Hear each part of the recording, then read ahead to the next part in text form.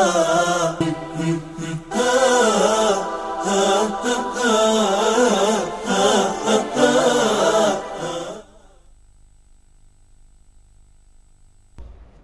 الله الرحمن الرحيم. اعزائي المشاهدين، السلام عليكم ورحمه الله، واهلا ومرحبا بيكم في حلقه جديده من حلقاتكم حكيم الانف والاذن. نبدا حلقتنا واول حلقه اشرف معانا. اشرف طبعا قلنا عمل حادثه من اسبوع. لما عمل حادثه من اسبوع حصل له وشه اتعوج، الاكل بيطلع من جزء من بقه، ما بيقدرش ينفخ بقه، عنده وش، عنده طنين. الحقيقه لما كشفنا على اشرف لقينا ان في ودنه طبعا الحادثه عملت له التهاب الاذن الوسطى شديد جدا، نتيجه ان حصل تجمع دموي في الاذن الوسطى. التجمع الدموي ده لما شفناه بالمنظار وعملنا له قياسات سمع وكشفنا عليه لقينا ان هذا التجمع الدموي بعد عمل فحوصات السمع ضاغط على العصب السابع. نشوف اشرف ونرجع لكم تاني.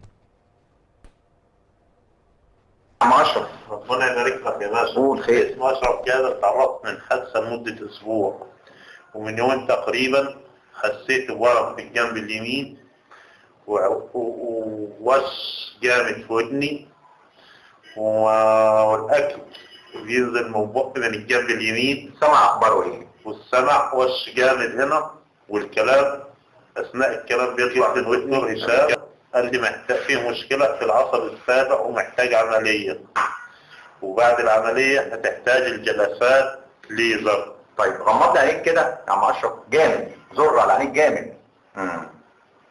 وريني كده، انفخ بقك، انفخ جامد جامد. وريني اسنانك. طبعا عندك مشكلة واضحة جدا في العصب السابع في الناحية اليمين بسبب الخبطة او الحادثة دي، وده طبعا الاذن الوسطى دلوقتي منفوخه جدا وضغط على العصب السمعي وهي عمليه لك المشكله دي. احنا ان شاء الله هنعمل عمليه بالليزر، نخف لك الضغط ونشفط الميه اللي موجوده، وبعد كده ناخد جلسات ان شاء الله.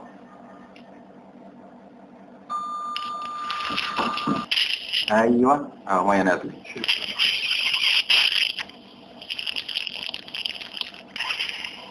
كويس، الميه بتتشفط اهي.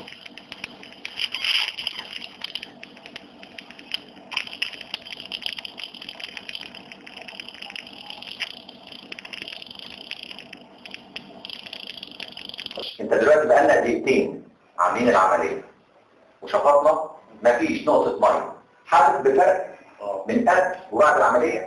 ايه الفرق؟ يعني حسيت ان بدأ الجزء ده بدأ يهدى شويه. ايه بقى اللي يهدى فيه؟ الجزء ده حسيت ان هو هدي شويه. يعني الكلام لما بتتكلم بيطلع في ودنك برضه؟ لا مش زي الاول. مش زي الاول؟ ايه تاني؟ طبعا حضراتكم شفتوا العمليه شكلها عامل ازاي. طبعا زي ما حضراتكم شايفين العمليه تقريبا ما خدتش وقت، دقيقتين 3 5 دقائق بدون الم.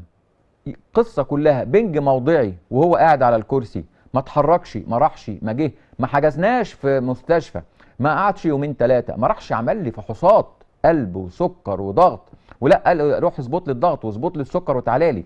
الحقيقه هي دي ميزه المراكز المتخصصه. كتير هتسالوني طبعا احنا بعد ما عملنا الكلام دون انا ابتديت اديله كمان جلسات ليزر بعد العمليه. ما تيجي نشوف كده صور بتبين لي شكل الجهاز شكله عامل ازاي، هو نفسه وهو قاعد بياخد ازاي، عشان نقدر نتخيل عيان زي ده او غيره بنعمل له ايه. هو ده بالظبط شكل جهاز الليزر العلاجي، بيتحط داخل الاذن وهو بيمسك في الراس بالجزء العلوي ده.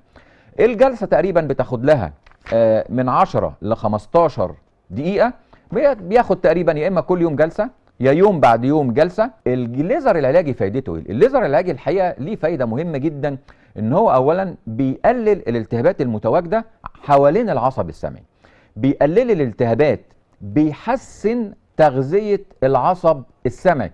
طيب ما تيجي نشوف اشرف وتحسنه بعد العمليه شكله عامل ازاي ونرجع مره تاني. ازيك يا اشرف؟ ازيك يا باشا؟ الحمد لله على السلامه. ربنا يبارك لك في خير. طمني، اخبارك ايه؟ الحمد لله 100 100. احنا بقالنا دلوقتي شهر من العمليه وشهر بناخد جلسات، 30 جلسه ليزر لغايه النهارده. طمني اخبارك ايه؟ الحمد لله في تحسن كبير برضه. الحمد لله. غمضت عينيك قوي كده. قوي. هايل هايل. انفخ كده. جميل. غير الاول خالص. وريني اسنانك. كويس. حرك كده الجزء اليمين بتاعك اللي هو العصب البيض. طبعا ده بقى اتحرك اهو ما شاء الله. تمام. طبعا حضراتكم زي ما انتم شايفين هو ده حالة العصب سابع، وهي دي شكل التحسن الممتاز فيها.